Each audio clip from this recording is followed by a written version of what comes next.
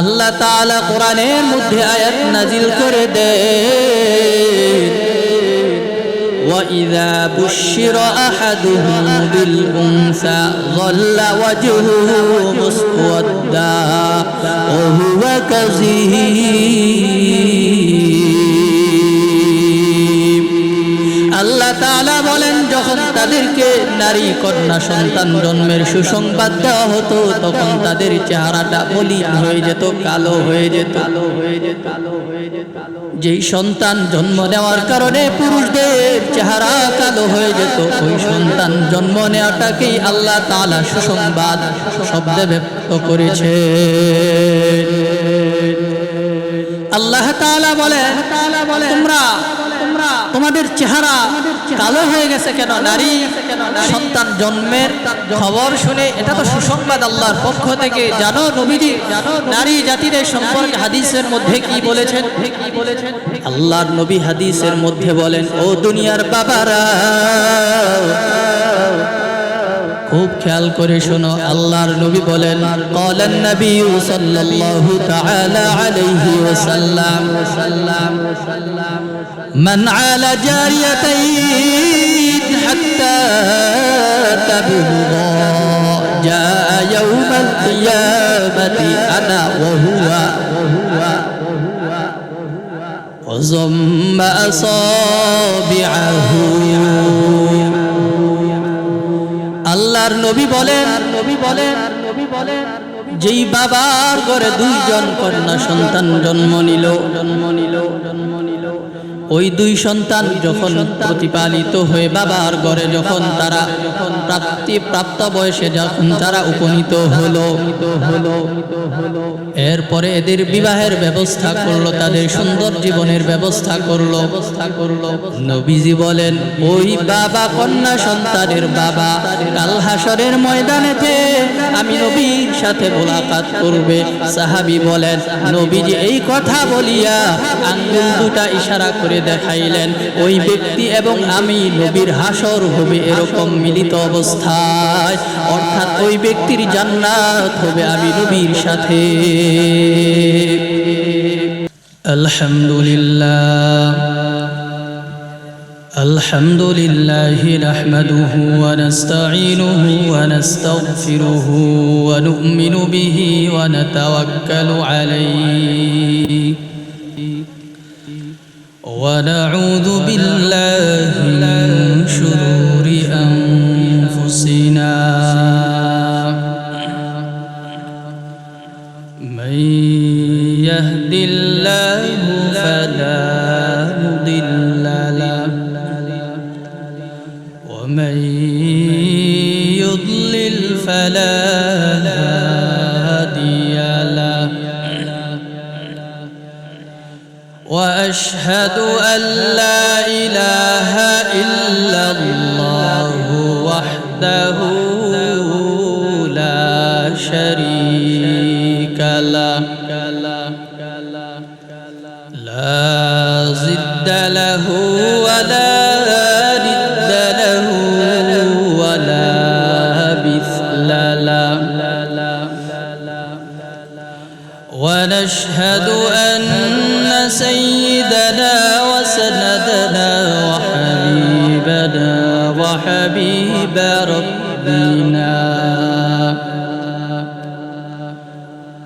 وطبيبنا وطبيب قلوبنا ومولانا محمدا عبده ورسوله صلى الله تعالى عليه وعلى آله وأصحابه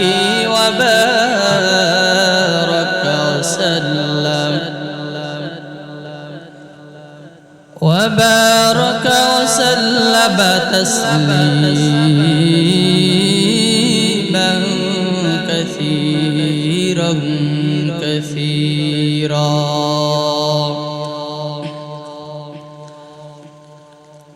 اللهم صل على روح محمد في الأرواح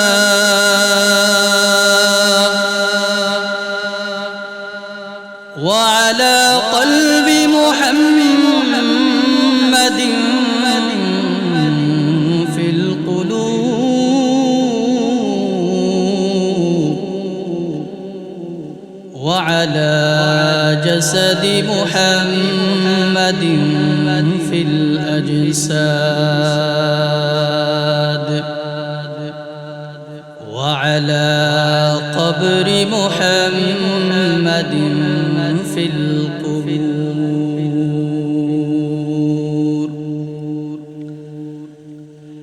اللهم صل على محمد النبي الأمي وعلى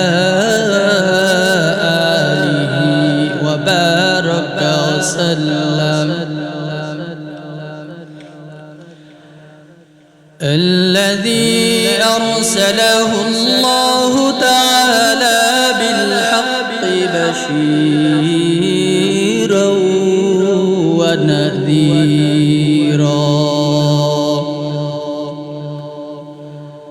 وداعيا إلى الله بإذنه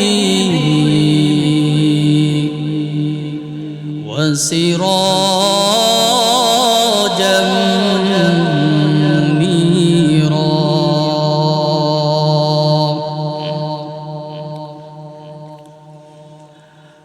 وبعد فأعوذ بالله من الشيطان الرجيم بسم الله الرحمن الرحيم يا أيها النبي إذا جاءك المؤمنات يبايعنك على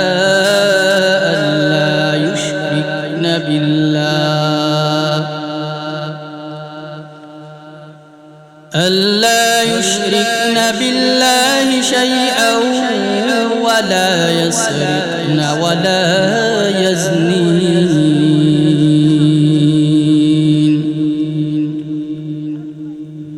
ولا يقتلن أولادهن ولا يأتين ببهتان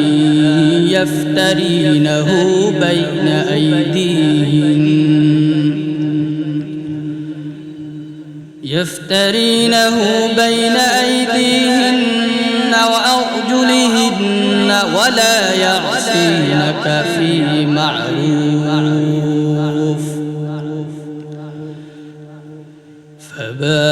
فبايعهن واستغفر لهن الله إن الله غفور رحيم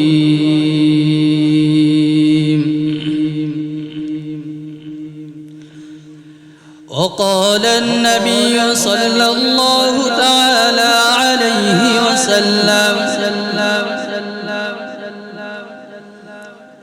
الدنيا كلها متاع وخير متاع الدنيا المرأة الصالحة وقال النبي صلى الله عليه وسلم المرأة عورة فإذا خرجت استشرفها الشيطان أو كما قال النبي عليه الصلاة والسلام آمنت بالله صدق الله مولانا العظيم وصدق رسوله النبي الكريم ونحن على ذلك من الشاهدين والشاكرين والذاكرين والحمد لله رب العالمين.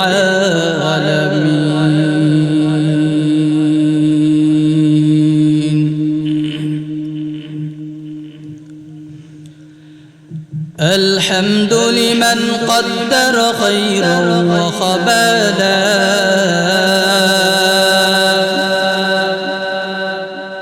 الحمد لمن قدر خيرا وخبالا، والشكر لمن خول حسنا وجمالا، والشكر لمن خول حسنا وجمالا.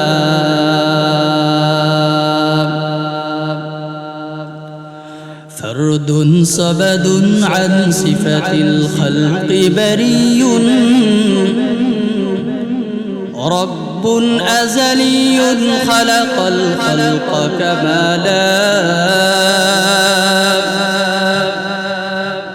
رب أزلي خلق الخلق كمالا. لا زد ولا ند ولا حد لمولاه،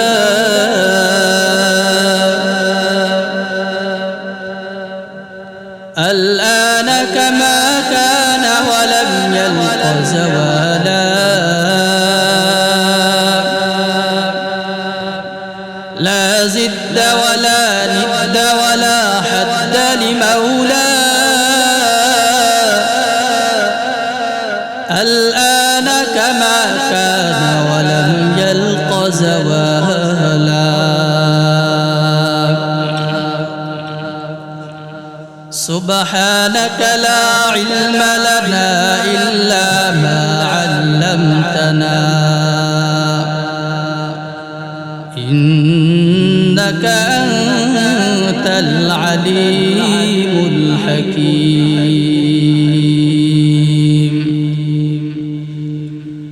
رب اشرح لي صدري ويسر لي أمري، واحلل عقدة من لساني يفقه قولي.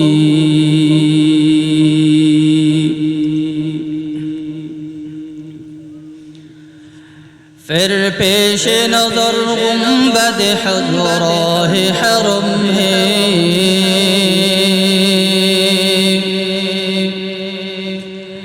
फिर पेश नजर गुंबद हज़राह हरम है, फिर नाब खुदा रोज़े जन्नत में कदम है,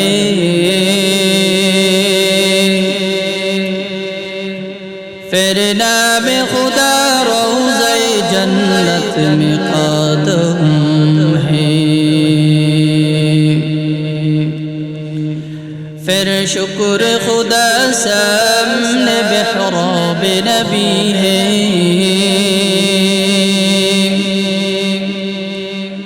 फिर शुक्र खुदा सामने बेहराब नबी है,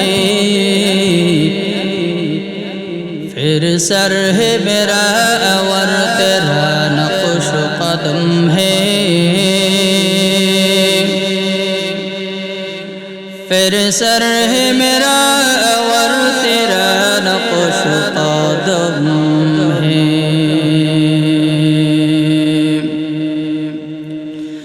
मेहराब नबी है कि कोई तूर तजल्ली, मेहराब नबी है कि कोई तूर तजल्ली,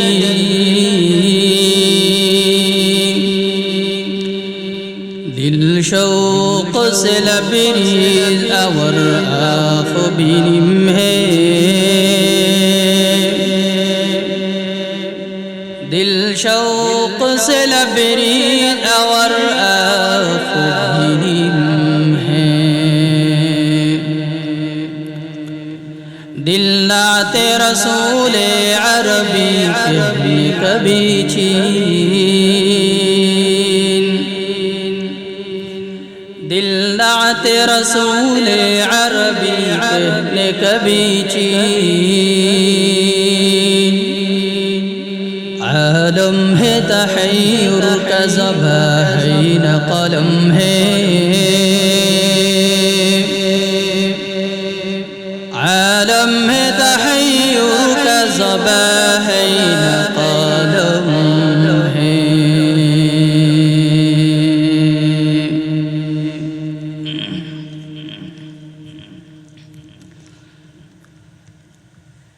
मस्जिदिया मुहम्मदिया शमसुल उलूम हिफ्जुल कुरान মাদ্রাসা এতিমখানা দস্তারে ফজিলত হাফেজ ছাত্রদের পাগড়ি পরিধান উপলক্ষে যুব সমাজের উদ্যোগে দোয়া ও ইসলাহি মাহফিল 13 নভেম্বর 2025 অধ্যকার মাহফিলের সম্মানিত সভাপতি প্রধান অতিথি বিশেষ অতিথিবৃন্দ পেন্ডেলে উপস্থিত সম্মানিতা শ্রদ্ধা মা ও বোনেরা এলাকার যুবক ভাইয়েরা এবং মুরব্বিয়ান ইযম দয়াময় আল্লাহ পাক রব্বুল আলামিনের দরবারে লাখ কোটি শুকর ও সুজুদ যে মহান আল্লাহ পাক রব্বুল আলামিন আপনাকে আমাকে এই মুহূর্তে আল্লাহ পাকের নিকট এক দামি মজলিস এক দামি জান্নাতের বাগানে আল্লাহ রাব্বুল আলামিন আমাদেরকে কোরআন এবং সুন্নাহর আলোকে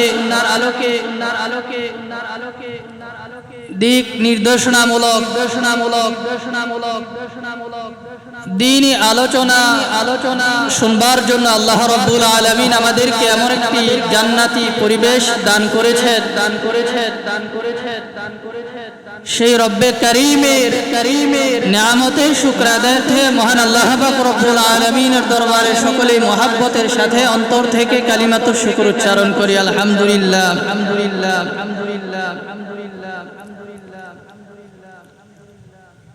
আমি আপনাদের সামনে কোরআনে হাকিমের সূরা মুমতাহিনা থেকে একটি আয়াতে কারিমা তেলাওয়াত করেছি এবং রাসূলুল্লাহ সাল্লাল্লাহু আলাইহি ওয়া আলিহি ওয়াসাল্লামের অসংখ্য পবিত্র বাণী হাদিস শরীফের মধ্যে হতে দুটি হাদিস তেলাওয়াত করেছি।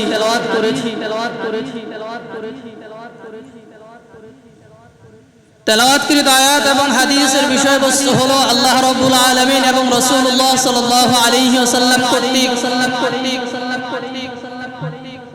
দুনিয়ার মুমিনা নারীদেরকে লক্ষ্য করে আল্লাহ রাব্বুল আলামিন কিছু নির্দেশনা দিয়েছেন। রাসূলুল্লাহ সাল্লাল্লাহু আলাইহি ওয়াসাল্লাম নারী জাতিদেরকে লক্ষ্য করে কিছু উপদেশ দিয়েছেন।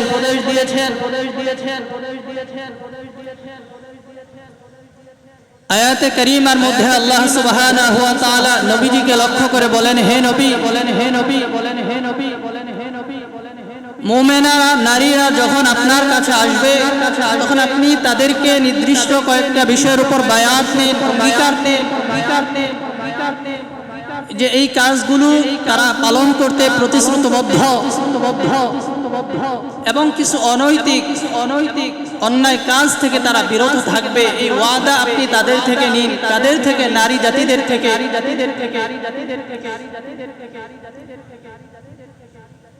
তো রাসূলুল্লাহ সাল্লাল্লাহু আলাইহি ওয়া আলিহি ওয়াসাল্লাম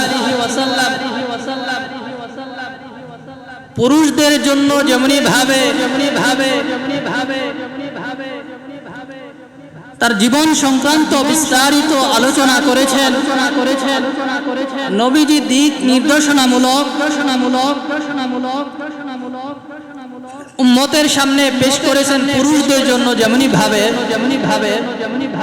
ঠিক তদ্রূপ নবীজি মহিলাদের জন্য জীবনের শুরু থেকে নিয়ে একেবারে জন্মলগ্ন থেকে নিয়ে শুরু করিয়া মৃত্যু পর্যন্ত নারী জাতির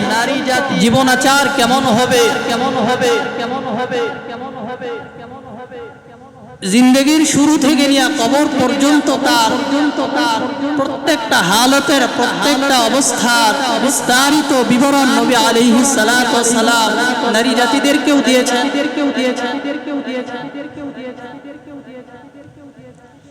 তো এই মুহূর্তে আল্লাহ সুবহানাহু ওয়া তাআলা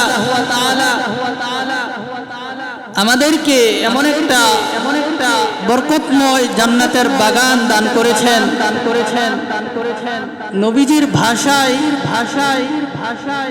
যেই বাগানটার নাম হলো হাফাতহুমুল মালাইকা ওয়া গশিয়াতহুমুর রাহমা ওয়া আনজালাত আলাইহিমুস সাকিনাহ। এই মুহূর্তে আল্লাহর পক্ষ থেকে এই জান্নাতের বাগানের মধ্যে আল্লাহর রহমত অনবরত বর্ষিত হচ্ছে। ফেরেশতারা আমাদের জন্য আল্লাহর নিকট মাগফিরাতের দোয়া করতেছেন এবং এই পুরা মজমাটাকে আল্লাহ তাআলার স্পেশাল এক মাখলুক ফেরেশতাদের মাধ্যমে আল্লাহ সুবহানাহু ওয়া তাআলা গোটা এরিয়াকে বেষ্টন করে নিয়েছেন। এমন দামি মজলিসে বসার সাথে সাথে নবীজি বলেন তার জিন্দেগীর সমস্ত সগীরা গুনাহগুলো আল্লাহ তাআলা ক্ষমা করে দেন। সম্মানিতা মা ও বোনেরা, খুব খেয়াল করি আল্লাহ তাআলা আমাদেরকে সৃষ্টি করেছেন। আল্লাহ তাআলা গোটা মাখলুকাতের মধ্যে ইনসানকে সর্বশ্রেষ্ঠ মাখলুক হিসেবে ঘোষণা দিয়েছেন কোরআনে কারীমের মধ্যে, এবং সর্বশ্রেষ্ঠ মাখলুক এবং এমন মাখলুক হিসেবে ঘোষণা দিয়েছেন যে দুনিয়ার মধ্যে আমি আল্লাহ তাআলা যত মাখলুক আছে সমস্ত মাখলুকাতের মধ্যে এই ইনসানকে আমি আল্লাহ তাআলা সবচেয়ে সম্মানিত এবং সৃষ্টিগত অবয়ব থেকেও সবচেয়ে সুন্দর করে আমি আল্লাহ তাআলা সৃষ্টি করেছি। আল্লাহ তাআলা কোরআনে হাকীমের মধ্যে বলেন লাকাদ খালাকনাল ইনসানা ফি আহসানি তাকওয়িম।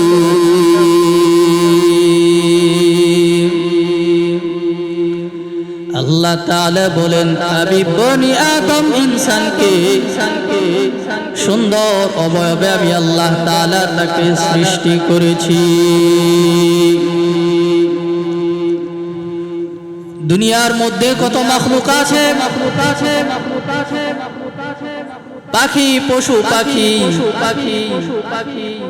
চতুষ্পদ জানোয়ার সব প্রাণীদেরই আল্লাহ তাআলা একটা চেহারা দিয়েছেন। কিন্তু মানুষ একটু চিন্তা করে দেখেছো কিনা রে বনি আদম, আমি আল্লাহ তাআলা তোমার চেহারাটাকে কোনো চতুষ্পদ প্রাণীর মতো বানাই নাই। আমি আল্লাহ তাআলা তোমার চেহারাটাকে কোনো পশু পাখির মতো বানাই নাই। আমি আল্লাহ তাআলা তোমার এই সুন্দর অবয়বটা আবার অন্য কোন মাখলুকের সাথে সাদৃশ্য করে বানাই নাই। আমি আল্লাহ পাক এর গোলাম একটু ভেবে দেখো, আমি আল্লাহ তাআলা তোমাকে সমস্ত মাখলুকের মধ্যে সুন্দর অবয়ব দিয়ে সৃষ্টি করেছি। সুবহানাল্লাহ। আল্লাহ তাআলা ইনসানকে কুল মাখলুকাতের মধ্যে সবচাইতে সুন্দর অবয়ব দিয়ে আল্লাহ তাআলা সৃষ্টি করেছেন পুরুষ এবং নারী জাতিদেরকে। এই পুরুষ এবং নারী জাতির মধ্যে আল্লাহ তাআলা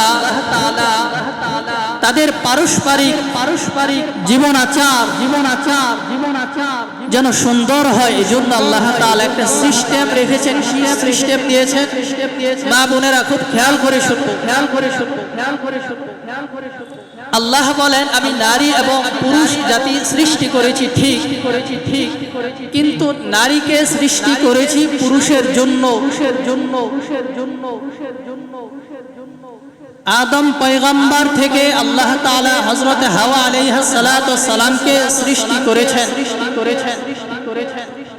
নারী জাতিদেরকে আল্লাহ তাআলা সৃষ্টি করেছেন পুরুষের জন্য, পুরুষের উপভোগের জন্য, কেমন দামি নারী জাতি আল্লাহ তাআলার নিকট। নারীদেরকে ইসলাম কি পরিমাণ সম্মান দিয়েছে, ইজ্জত দিয়েছে। মা বোনেরা, আপনাদেরকে আল্লাহ তাআলা কত ইজ্জত দিয়েছে, সম্মান দিয়েছে। দেখেন, ইসলাম পূর্ব যুগে নবীজি দুনিয়াতে আসার আগে নারীদের অবস্থা সমাজের দৃষ্টিতে কেমন ছিল, যে ওই সময় জাহিলিয়াতের যুগে সমাজের দৃষ্টিতে নারীদেরকে তারা কোনো মানুষ মনে করত না। একটা চতুষ্পদ জন্তু হায়াওয়ানকে যেমন মানুষ আদর করে, মহাব্বত করে তার বিছানায় একত্রে রাখে না, তার ঘরে রাখে না। হায়াওয়ান চতুষ্পদ জন্তু তারা থাকবে বাহিরে। কেমন জানি তাদের একটা চিন্তা ভাবনা তাদের মস্তিষ্কে ঢুকে গিয়েছিল যে নারী জাতি হলো পদার্থ জাতি, এদের কোনো সম্মান নেই, ইজ্জত নেই সমাজে এদের বেঁচে থাকার কোনো অধিকার নেই।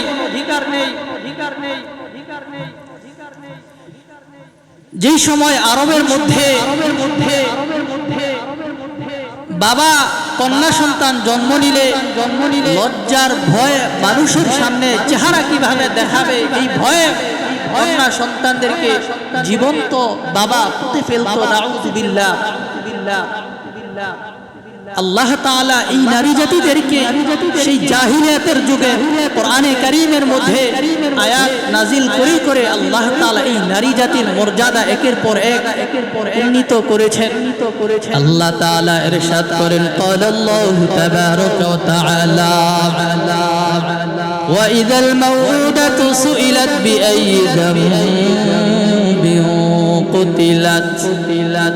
আল্লাহ তাআলা বলেন, কাল হাসরের ময়দানে আমি আল্লাহ তাআলা দুনিয়াতে যাদেরকে জীবন্ত পুঁতে ফেলা হতো, যে সমস্ত নারী কন্যা সন্তানদেরকে, আমি আল্লাহ তাআলা এদেরকে জিজ্ঞাসা করা হব কোন অপরাধের কারণে এদেরকে দুনিয়াতে বাঁচতে দেওয়া হয় নাই।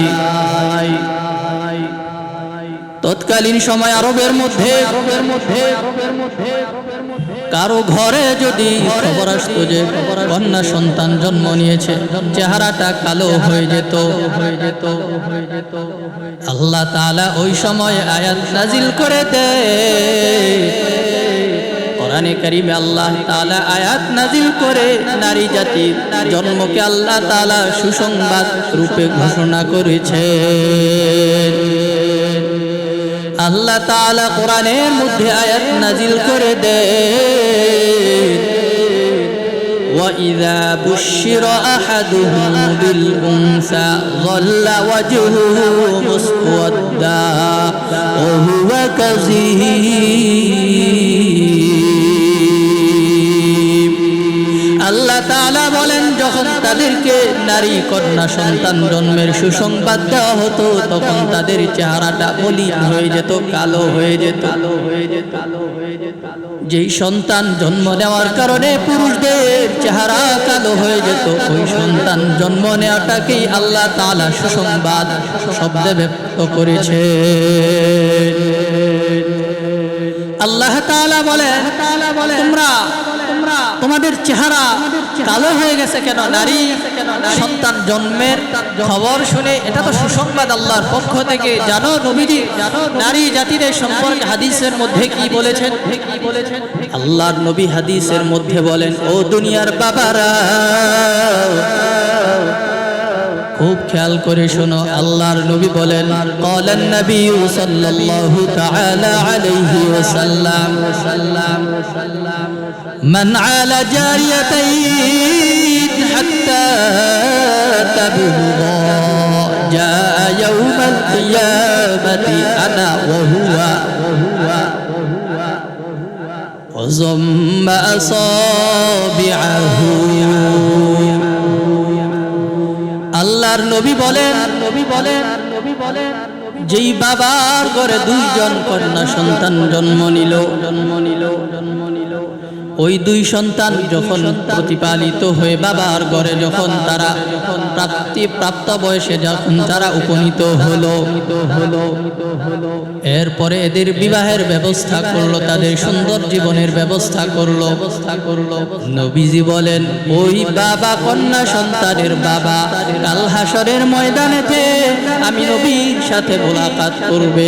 সাহাবী বলেন নবীজি এই কথা বলিয়া আঙ্গুল দুটা ইশারা করে দেখাইলেন ওই ব্যক্তি এবং আমি নবীর হাসর হবে এরকম মিলিত অবস্থায়, অর্থাৎ ওই ব্যক্তির জান্নাত হবে আমি নবীর সাথে। শুধু তাই নয়, নারী জাতিদের সম্মান আল্লাহ তাআলা আরো কত উন্নত করেছেন কোরআনের ভাষায়, হাদিসের ভাষায়। নবীজি বলেন কোন কুমারী নারী যদি বিবাহের আগে বাবার কুলে থাকা অবস্থায়, বাবার বাড়িতে থাকা অবস্থায় বিবাহের আগে যদি কোনো কুমারী কন্যার ইন্তেকাল হয়ে যায়, নবীজি বলেন ও কন্যা সন্তানের বাবা, চিন্তার কোনো কারণ নাই, পেরেশানির কোনো কারণ নাই, দুঃখের কোনো কারণ নাই, সুসংবাদ নাও, তোমার কন্যা সন্তান বিবাহের আগে ইন্তেকাল করেছে। আল্লাহর দরবারে ওই কন্যা সন্তানের ইন্তেকাল শাহাদাত রূপে গণ্য হয়েছে। মা বোনেরা লক্ষ্য করি যে নারী জাতি সম্মান আল্লাহ রসুল কত চাঙ্গের বয়ান করেছেন যে বিবাহের আগে কোনো কুমারী নারীর যদি ইন্তেকাল হয়ে যায় তাহলে আল্লাহ তাআলা ওই কন্যা সন্তানের ইন্তেকালকে আল্লাহ নবী বলেন শাহাদাতের মর্যাদা লাভ করেছে ওই নারী। আর ওই কন্যা সন্তানের বাবা মা হলো একজন শহীদার মা এবং বাবা। আল্লাহ নবী সাল্লাল্লাহু আলাইহি ওয়াসাল্লাম নারী জাতির সম্মান কিভাবে উন্নীত করেছে। নবীজি বলেন বিবাহের আগে কোন নারী জাতি যখন নামাজে দাঁড়ায় আল্লাহর সালাত নামাজের প্রতি রাকাতে এক রাকাতের সওয়াব হয়, কিন্তু যখন ওই নারীর যখন বিবাহ হয়ে যায়, বিবাহের পরে যখন ওই মেয়েটা যখন নামাজের মুসল্লায় দাঁড়ায় যায়, আল্লাহ তাআলা ওই নারীর প্রতি রাকাতে উলামায়ে কেরাম বলেন 21 রাকাত নামাজের সওয়াব দেন। নারী জাতির বিবাহের পরে সওয়াবের মধ্যে তো বৃদ্ধি কেন? উলামায়ে কেরাম বলেন বিবাহের আগে তার তেমন কোনো দায়িত্ব ছিল না। একটা নারী যখন বিবাহ হয়ে গেল তখন যখন স্বামীর বাড়িতে চলে আসলো, স্বামীর বাড়িতে আসলে এখন শুধু নিজের কাজ নয়, দায়িত্ব নয়, স্বামীর খেদমত, শ্বশুর শাশুড়ির খেদমত, পারিবারিক অবস্থা বজায় রাখা, সিস্টেম নিয়ম নীতি চলা, এমনি ভাবে সন্তানদের লালন পালন করা। নবীজি বলেন ওই বিবাহের পর ওই একটা নারী যখন নামাজে দাঁড়ায় তখন তার 1 রাকাতে 21 রাকাত নামাজের সওয়াব দেওয়া হয়। ও মা বোনের আমার, শুধু তাই নয়, আল্লাহর নবী বলেন এই নারী জাতি যখন গর্ভস্থিত হয়, গর্ভধারণ করে, ওই গর্ভকালে যখন তার পেটে বেদনা হয়, আল্লাহর নবী বলেন ওই প্রসব বেদনাকালে যখন তার ব্যথা ওঠে, ওই ব্যথাটা যখন ধীরে ধীরে ছেড়ে বারবার একটু পর পর উঠতে থাকে, ওই ব্যথার কারণে একজন মা যখন কষ্টের কারণে উহ আহ করে, আল্লাহর নবী বলে আল্লাহ ওই গর্ভবতী নারীর কষ্টের শব্দের প্রতিটা কে আল্লাহ তাআলা সুবহানাল্লাহ আলহামদুলিল্লাহ দ্বারা সওয়াবে ভরপুর করে দেন। আল্লাহ তাআলা বলেন আমার ফেরেশতা তোমরা আমার এই বান্দির প্রতিটা শব্দের বিনিময়ে তারা বললামায় লিখবা না। শব্দের বিপরীতে আল্লাহ পাক বলেন ফেরেশতারা তোমরা তারা আমলনামায় সুবহানাল্লাহ আলহামদুলিল্লাহ তাসবিহাত গুলো তোমরা লিখে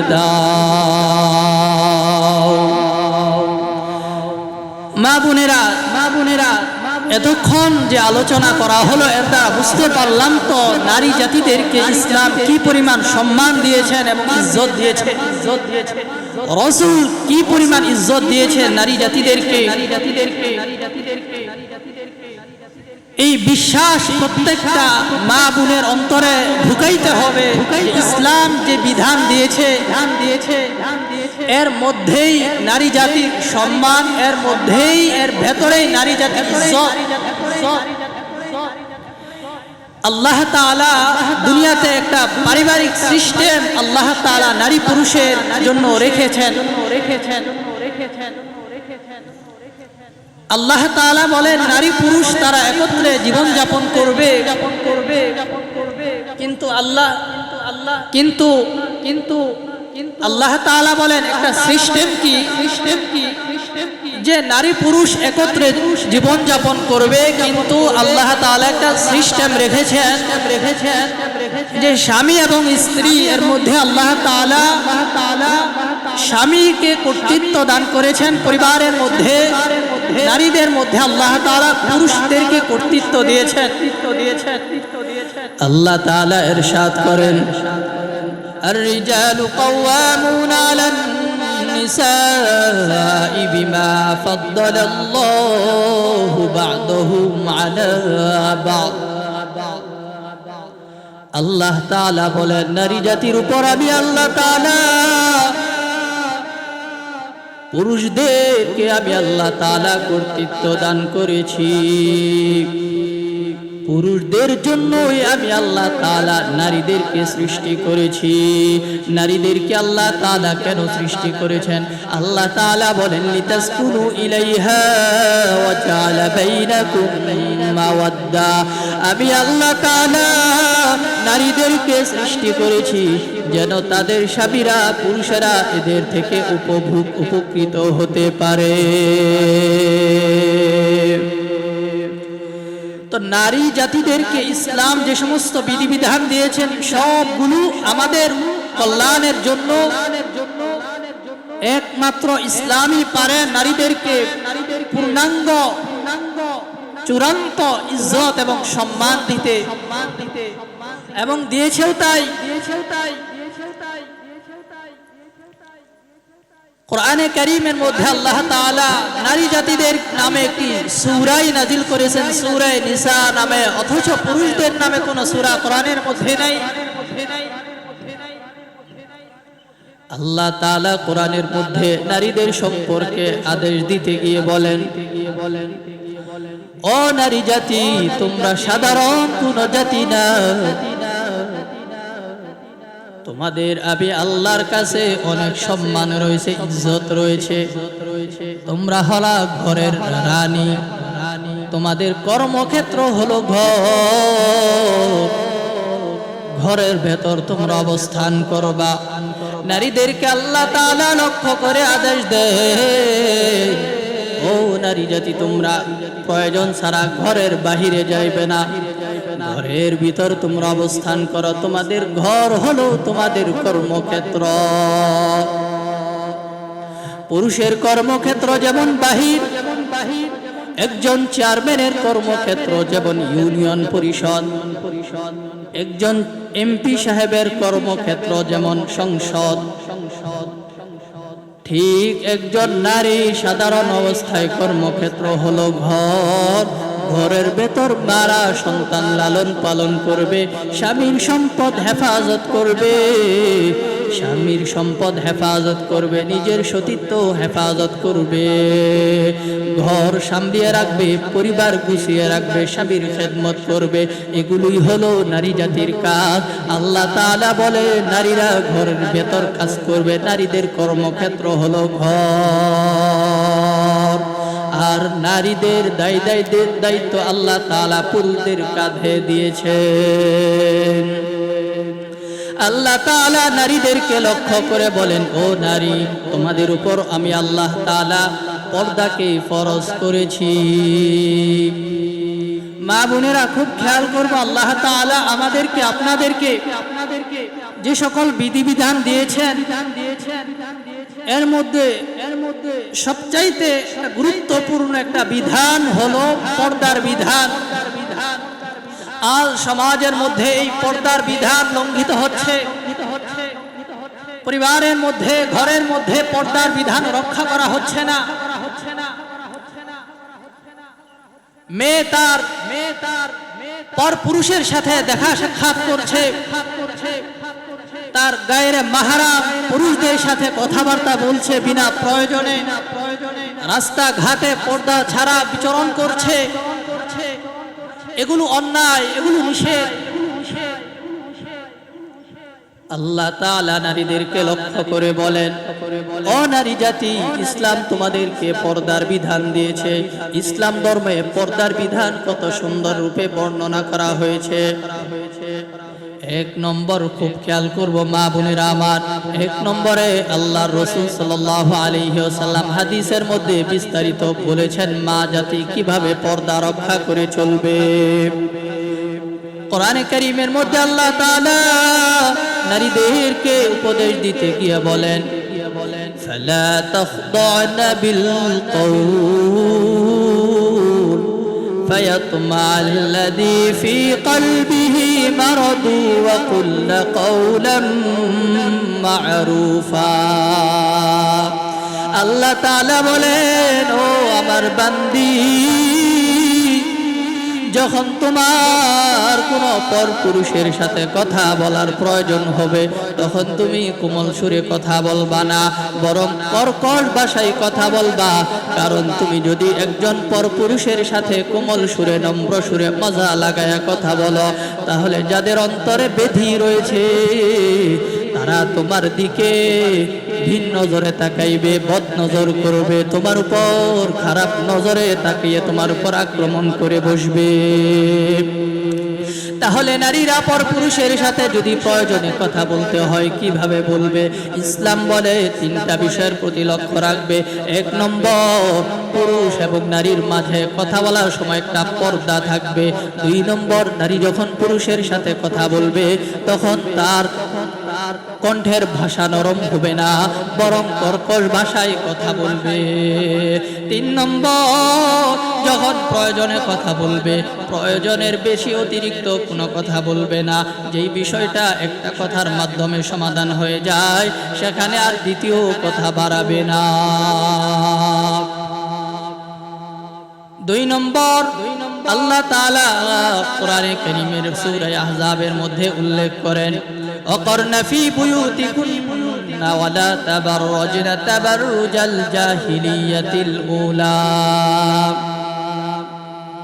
আল্লাহ তাআলা বলেন, ও নারী জাতি, তোমরা ঘরের মধ্যে অবস্থান করো, ঘরের ভেতর তোমরা অবস্থান করো। ওয়ালা তাবাররাজনা তাবাররুজাল জাহিলিয়াতিল উলা। ও নারী জাতি, সাবধান, তোমরা জাহিলিয়াতের যুগের নারীদের মতো সাজসজ্জা করে পর্দা ছাড়া বাহিরে তোমরা বের হইও না, চলাফেরা করিও না। আল্লাহ তাআলা নারীদেরকে আদেশ দিয়ে বলে, ওয়াকিমনাস সালাহ। ও নারী জাতি, তোমরা ঘরের মধ্যে নামাজ কায়েম করো। ওয়া আতিনাজ যাকাত, তোমরা মাল সম্পদ থাকলে তোমরা যাকাত দাও। ওয়া আতি'না আল্লাহ ওয়া রাসূলা, তোমরা আল্লাহ এবং তার রাসূলের ইতাআত করো, অনুসরণ করো, অনুকরণ করো।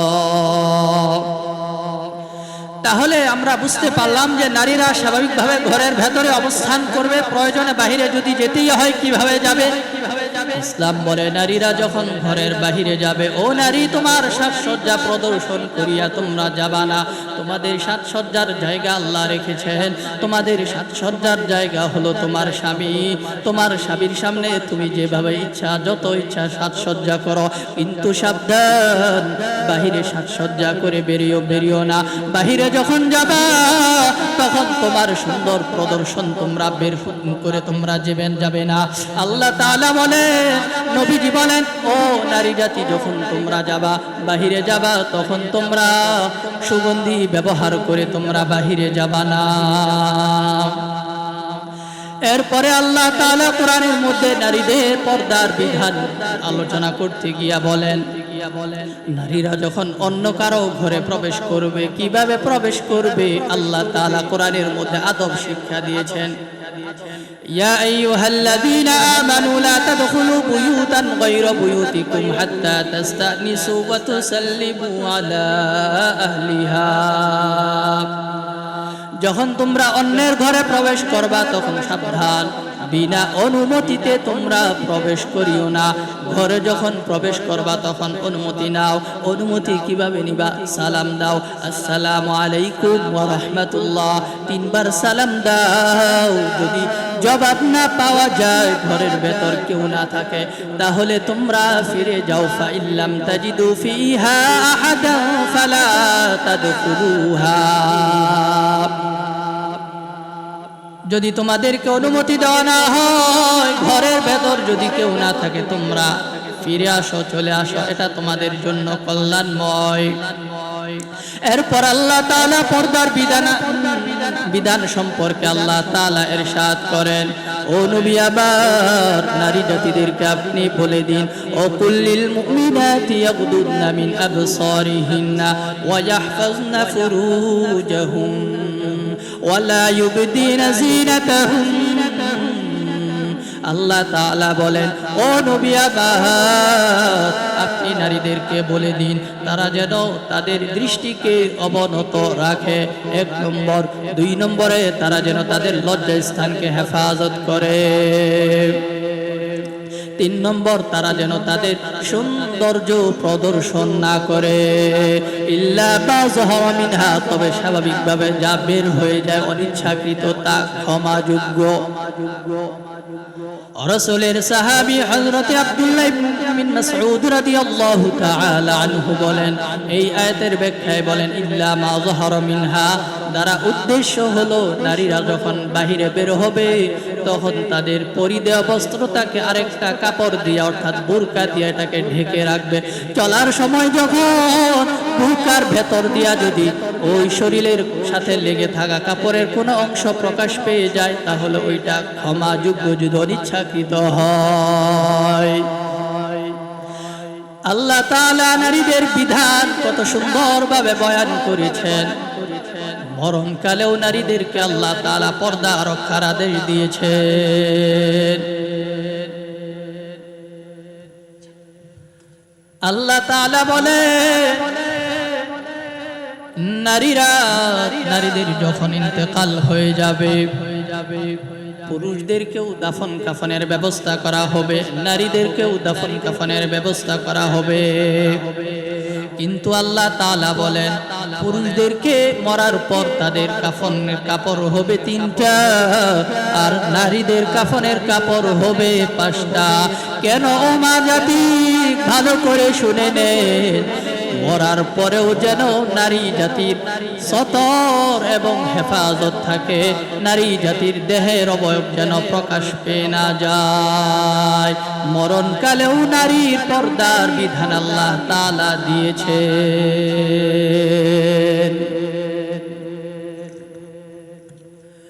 ও মা বোনেরা আমার, আফসোস আজ পর্দার নামে আজ পর্দা রক্ষা হয় না সমাজের মধ্যে। নারী জাতিরা পর্দার বিধান ভুলেই গেছে। আজ আল্লাহ তাআলা নারী এবং পুরুষদেরকে সৃষ্টি করেছেন, কিন্তু নারী এবং পুরুষের মধ্যে আল্লাহ তাআলা পার্থক্য রেখেছেন।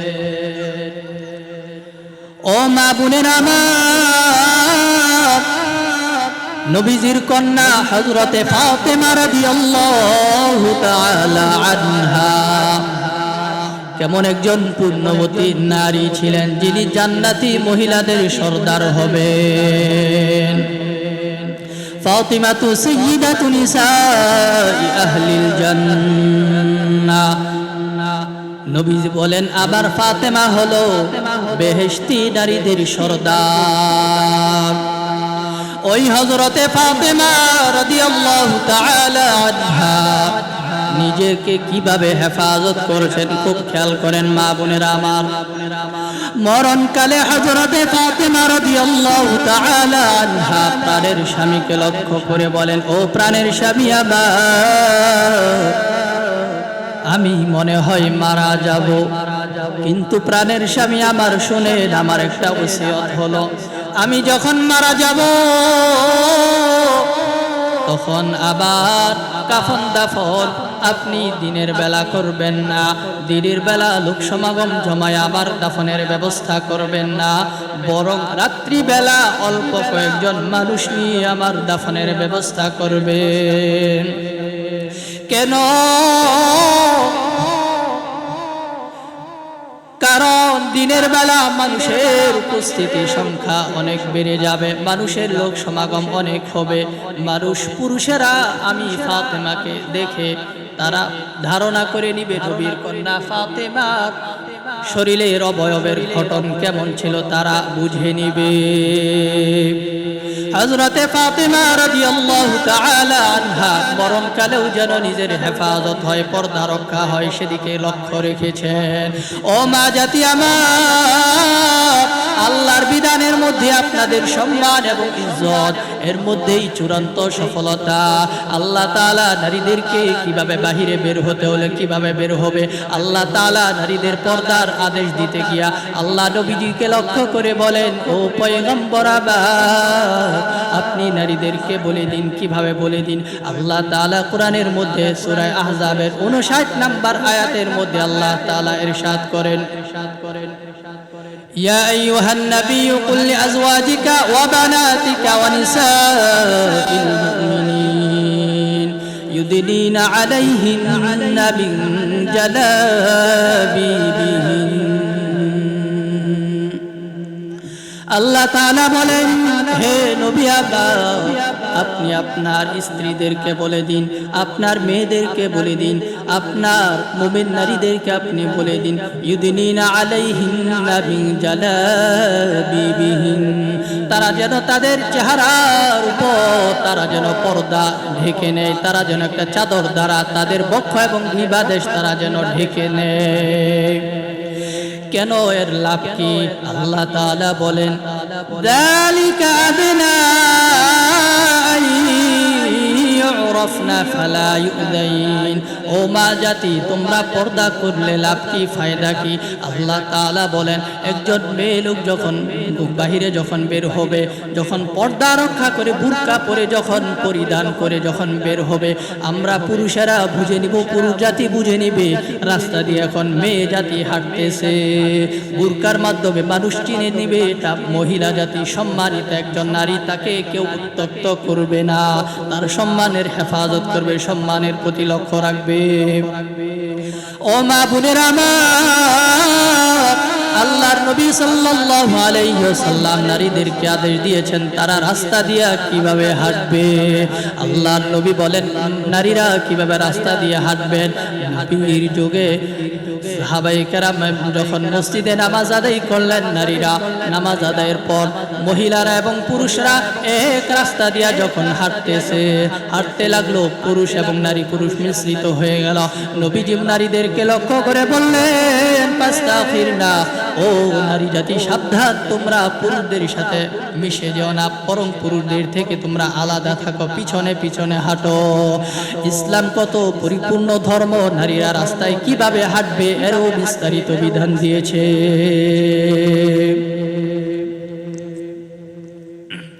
কাজে মা জাতির সম্মান এবং ইজ্জত রক্ষা করেছে ইসলাম। জীবনের প্রত্যেকটা পড়তে ইসলাম নারীদেরকে যে বিধান দিয়েছে, আর সমাজের মধ্যে যদি পর্দার বিধান পরিপূর্ণভাবে বাস্তবায়িত হতো, আজ সমাজ থেকে ধর্ষণ বন্ধ হয়ে যেত, আজ সমাজ থেকে নারী নির্যাতন বন্ধ হয়ে যেত, আজ রাষ্ট্র থেকে নারী হয়রানি বন্ধ হয়ে যেত, নারী নির্যাতন মামলা বন্ধ হয়ে যেত, নারীদেরকে উত্তক্ত করা হতো না, নারীদেরকে নিয়ে খেল তামাশা করা হতো না। এই সমস্ত অপরাধের মূলে রয়েছে একমাত্র একটা ইসলামের বিধান অমান্যকরণ। সেটা হলো আজ এই নারী জাতির এই সম্মান নষ্টের পিছনে পুরুষরা যেমন দায়িত্বশীলরা যেমন দায়ী, ঠিক তেমনি ভাবে নারী জাতি মা বোনেরাও দায়ী।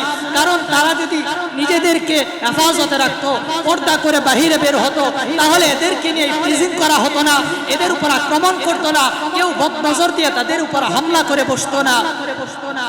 এই পর্দার বিধান যদি আজ সমাজের মাঝে প্রতিষ্ঠিত হয়ে যায়, ওই সমাজের মধ্যে নারী জাতির সম্মান ফুটে উঠবে। নারী জাতিদেরকে তো আল্লাহ তাআলা ঘরের রানী বানিয়েছেন, এরা ঘরের ভেতরে থাকবে। নারী জাতিদেরকে আল্লাহ তাআলা দুর্বল করে সৃষ্টি করেছেন ঠিক, পুরুষদেরকে সবল করে সৃষ্টি করেছেন ঠিক, কিন্তু আল্লাহ তাআলা পার্থক্য রেখেছেন। আল্লাহ তাআলা নারীরা এই নারী জাতিদেরকে আল্লাহ তাআলা দুর্বল করে সৃষ্টি করেছেন ঠিক, কিন্তু আল্লাহ তাআলা বলেন এই নারীদেরকে আমি আল্লাহ তাআলা দুর্বল করে সৃষ্টি করেছি, কিন্তু বিনিময় দেওয়ার বেলায় পুরুষদের চেয়ে বেশি দিয়েছি। নারী জাতি একজন দুর্বল জাতি, নারী জাতি একটা দুর্বল জাতি। আমি আল্লাহ সৃষ্টি করেছি দুর্বল করেই, পুরুষদেরকে সবল করে সৃষ্টি করেছি। আল্লাহর নবী বলেন পুরুষেরা যখন নামাজ আদায় করার জন্য মসজিদে যাবে, মসজিদে জামাতের সাথে নামাজ আদায় করিয়া পুরুষেরা যেই পরিমাণ সওয়াব পাবে, আমার মা বোনেরা ঘরের ভেতর নামাজ আদায় করে সেই পরিমাণ সওয়াব পাবে। পুরুষেরা মসজিদে গিয়া যেই পরিমাণ সওয়াব লাভ করবে, আল্লাহর নবী বলেন নারীরা ঘরের ভেতর নামাজ আদায় করেই, একাকী নামাজ আদায় করেই সেই পরিমাণ সওয়াব পাবে। নবীজি বলেন মহিলাদের জন্য উত্তম মসজিদ হলো তাদের ঘরের কোণ, নারীরা ঘরের ভেতরেই তাদের নামাজ আদায় করবে।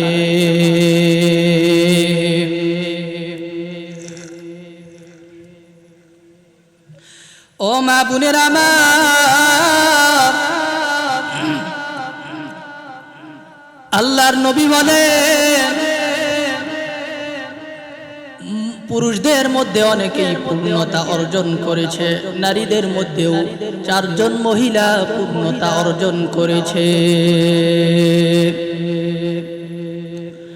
নবীজি বলেন নারীদের মধ্যে যারা পূর্ণতা অর্জন করেছে, ও মা বোনেরা খুব খেয়াল করে শুনব, নারীদের মধ্যে যারা পূর্ণতা অর্জন করেছেন 1 নম্বর হলেন হযরতে খাদিজা, 2 নম্বর ঈসা পয়গম্বরের মা হযরতে মারিয়াম আলাইহিস সালাম, 3 নম্বর যেই নারীটা তিনি হলেন ফেরাউনের বিবি হযরতে আসিয়া রাদিয়াল্লাহু তাআলা আনহা। ওই আসিয়া রাদিয়াল্লাহু তাআলা আনহা কেমন একজন পুণ্যবতী নারী ছিলেন। ফেরাউনের ঘরে ওনার ঘর সংসার হয়েছিল। আল্লাহ তাআলা এই আসিয়ার ব্যাপারে আল্লাহ তাআলা কোরআনের মধ্যে আয়াত নাজিল করে দিয়েছেন। ওই ফেরাউনের বিবি হযরত আসিয়া কেমন দামি একজন নারী ছিলেন, কেমন পুণ্যবতী একজন নারী ছিলেন। তাফসীর ইবনে কাসিরের মধ্যে আল্লামা হাফেজ ইবনে কাসির রাহমাতুল্লাহি আলাইহি বয়ান করেছেন ফেরাউনের ঘরে একজন কাজের মেয়ে ছিল। সে ফেরাউনের কন্যা সন্তানদের মাথার চুল আছড়িয়ে দিত। তার দ্বিতীয় কোন রব আছে কিনা? ফেরাউন বলে না না। কন্যা বলে হ্যাঁ বাবা, আমিও তো তা জানি, কিন্তু আমাদের ঘরের কাজের লোক যে আমার মাথার চুলগুলো আছড়িয়ে দেয়, সেই মাথার চুল আছড়ানোর সময় হাত থেকে যখন চিরুনিটা পড়ে গেল, তখন উঠানোর সময় বলল বিসমিল্লাহ। আমি বললাম মানিল্লাহ। তুমি যে আল্লাহর নাম স্মরণ করেছো, ওই আল্লাহ আবার কে? সে জবাব দিল, কাজের লোক জবাব দেয় ওয়া রব্বি ওয়া রব্বুকি ওয়া রব্বু আবিকি। তিনি এমন একজন সত্তা, তিনি আমার রব, তিনি তোমার রব এবং তোমার বাবারও রব। আমি জিজ্ঞেস করলাম আলা কি রব্বুন গায়রু আবি, আমার বাবা ছাড়াও কি আপনার আরো কোনো রব আছে? বলে হ্যাঁ। ফেরাউন বলে ওই মহিলাকে ডাকো। ওই মহিলাকে যখন ফেরাউনের কাছে ডেকে আনা হলো, ফেরাউন বলল, ও কাজের মেয়ে মহিলা, তুমি তোমার ঈমান থেকে তুমি ফিরে আসো, এই ঈমান তুমি ছেড়ে দাও। মহিলা বলল, ফেরাউন সম্ভব না, আমি ঈমান ছাড়তে পারবো না। ফেরাউন বলল, তাহলে আমি তোমাকে কঠিন শাস্তি দিব। ওই মহিলা বলল, আপনি আমাকে কি শাস্তি দিবে? ফেরাউন বলল, তোমার সন্তানাদি কয়জন? বিভিন্ন বর্ণনাতে বিভিন্ন সংখ্যা এসেছে, 3 জন, 7 জন, 11 জন। ফেরাউন যখন ওই সন্তানদেরকে নিয়ে আসলো, এরপর বলল, মহিলাকে দেখলো।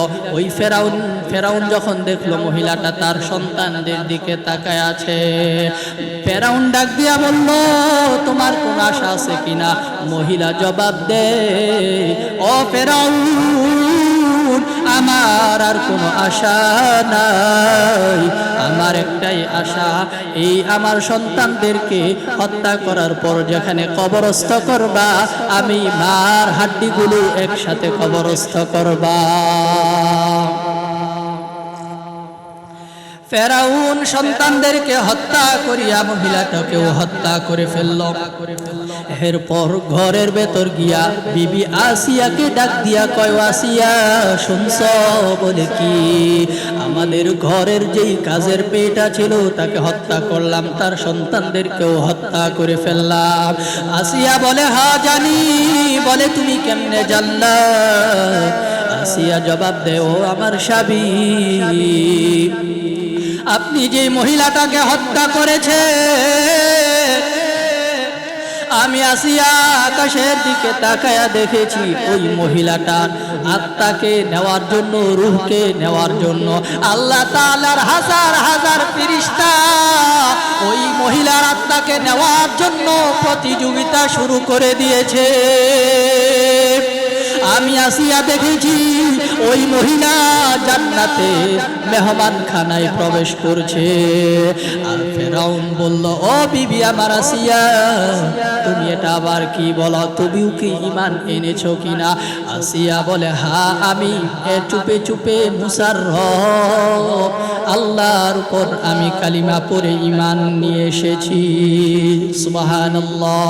ও মা বোনেরা আমার, খুব খেয়াল করি, আল্লাহর লোক, আল্লাহ এই বান্দি হযরত আসিয়া রাদিয়াল্লাহু তাআলা আনহা নিজের ঈমানের উপর কেমন অটুট ছিলেন, দুনিয়ার মধ্যে থাকা অবস্থায় নিজের ঈমানকে কিভাবে হেফাজত করেছেন। ফেরাউন যখন শুনল বিবি আসিয়া ঈমান নিয়ে এসেছে, মাথা গরম। কারণ গোটা মিশরের মধ্যে, গোটা জগতের মধ্যে ফেরাউন ঘোষণা দিয়েছে, আনা রব্বুকুমুল আ'লা, আমি হলাম তোমাদের বড় খোদা, বড় রব। ফেরাউন যখন ঘরের ভেতর আসিয়ার মুখে ঈমান আনার কথা শুনতে পেল, মাথা গরম। দৌড় দিয়ে হামানের কাছে চলে গিয়া বলে, বন্ধু হামান, ও বন্ধু হামান, শুনছো কিনা? বলে কি? আমার বিবি আসিয়া তো মুসার রবের প্রতি ঈমান নিয়ে এসেছে। হামান বলল, দোস্ত কি বলো? এটা মেনে নেওয়া যায় না। মানুষ যদি জানে খোদার বিবি খোদাকে খোদা মানে না, তাহলে মানুষ আপনাকে কি বলবে? আপনাকে কিভাবে খোদা মানবে? ফেরাউন বলে, তাই তো কি করা যায়? তাফসীর ইবনে কাসিরের মধ্যে আল্লামা হাফেজ ইবনে কাসির রাহমাতুল্লাহি আলাইহি ঘটনা নিয়ে আসছেন। হযরত বলেন, ফেরাউন যখন হামান থেকে চলে আসলো, পরামর্শ নিয়ে চলে আসলো, ফেরাউন বন্ধু হামান থেকে বিদায় দিয়া ঘরের মধ্যে এসে আসিয়াকে নিয়া মরুভূমিতে নিয়ে গেল। বন্ধু হামানের পরামর্শে আসিয়াকে যখন মরুভূমিতে নিয়ে যায়, মরুভূমিতে নিয়া হযরত আসিয়াকে চেহারাটা সূর্যমুখী করিয়া, সূর্যের দিকে চেহারাটা করিয়া, দেহ মোবারকটা জমিনের মধ্যে উত্তপ্ত বালুকার মধ্যে বিছায়া দিল। আর ফেরাউন বলতেছে, আতাতুকিনাল ঈমান, ও ও বিবি আসিয়া বল তুই তোর ঈমান থেকে ফিরে আসবি নি? আসিয়া বলে সম্ভব না। ফেরাউন হতাশ হয়ে চলে গেল। এরপর দৌড়িয়ে ফেরাউন আবার বন্ধু হামানের কাছে গিয়া বলে, ও বন্ধু হামান, আমার বিবি আসিয়া তো তার ঈমান থেকে ফিরে আসতেছে না, কি করা যায়? এবার বন্ধু হামান পরামর্শ দিল, ও দোস্ত শোনো, এই আসিয়াকে তুমি মরুভূমিতে নিয়ে তার হাতে পায়ে তুমি পেরেক বসায়া দাও। আল্লাহ তাআলা কোরআনের মধ্যে সূরা ফাজরের মধ্যে আল্লাহ তাআলা আয়াত নাজিল করে নারীদের পর্দাহীনতা। নবীজি বললেন, যে মহিলাটাকে আমি দেখলাম তার জিহ্বাটা জাহান্নামের সাথে ঝুলন্ত, ওই নারীকে শাস্তি দেওয়ার কারণ হলো সে জবান দ্বারা স্বামীকে কষ্ট দিত, স্বামীর নাফরমানি করত, স্বামীকে গালাগালি করত, স্বামীকে গালাগালাজ করত। এই জন্য আমি দেখলাম সে তার জিহ্বা দ্বারা ঝুলন্ত জাহান্নামের মধ্যে তাকে শাস্তি দেওয়া হচ্ছে। আল্লাহর নবী বলেন, তৃতীয় মহিলাটাকে আমি দেখলাম তার হাত এবং তার পা তার অঙ্গের মধ্যে বাঁধা। আল্লাহর নবী বলেন, এই মহিলাটাকে শাস্তি দেওয়ার কারণ হলো সে জিনা করত। আল্লাহর নবী বলেন, যেই মহিলাটাকে আমি দেখলাম সে ওই মহিলাটাকে দেখলাম যেই মহিলাটার চেহারা কুকুরের মতো হয়ে গেছে। নবীজি বলেন, সে দুনিয়াতে হিংসা করত এবং খোঁটা দিয়ে বেড়াইতো। এই সমস্ত অপরাধের কারণে আমি জাহান্নামে নারীদেরকে দেখলাম শাস্তি দেওয়ার জন্য। ও আমার মা বোনেরা, ইসলামের বিধান, এই পর্দার বিধান যদি আজ রক্ষা করতে পারি, জান্নাতেও শান্তি, কবরেও শান্তি, দুনিয়াও শান্তি। মা বোনেরা আমার, যে আলোচনা করা